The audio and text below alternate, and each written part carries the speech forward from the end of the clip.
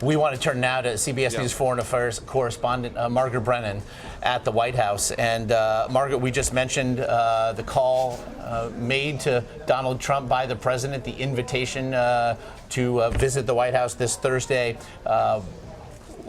On that side, then, of that call, what has been your sense of the reaction, if nothing else, to what we saw transpire in the early morning hours there?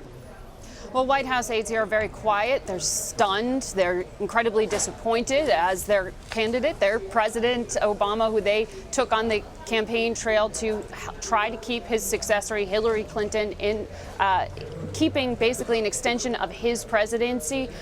This campaign failed. President Obama went out vigorously in the past 10 days, hitting some of the very same states that didn't follow through with votes for Hillary Clinton last night. So his popularity didn't translate into votes for her. So aides here really don't know what to say, but they're focusing on a smooth transition. This is something that President Obama has promised throughout. Just a few blocks from here, both the Trump and the Hillary Clinton campaigns have offices where they have been meeting with White House aides. What will happen next? This is about hitting the ground running January 20th. So once Trump makes those cabinet selections, his selectees will have to get security briefings, screenings, clearances, and the White House says they are prepared to begin doing those. And actually, in the statement that the White House released overnight, they focused on this, saying that when the president speaks to Donald Trump here at the White House on Thursday, he's going to focus on a smooth transition of power. It is one of his very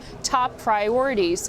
And he identified it early on, saying this is the way he needs to smooth the way for his successor. Clearly, this would be a less rocky road if it were Hillary Clinton. What we do know is that the president will speak to the public later today. And really, this is going to be an interesting conversation for him to have, not only with the American public, but with allies abroad. He hits the road Monday, going to Greece, going to Germany, and he's going to try to reassure the world that America is going to stand by some of its defense commitments. He's going to try to explain Donald Trump's friendly overtures towards Russia, his vow to, in some ways, create a trade war with China. So this is a very serious situation President-elect Trump comes into on day one on the national security stage, and no doubt the president will have those conversations with Trump himself here at the White House Thursday.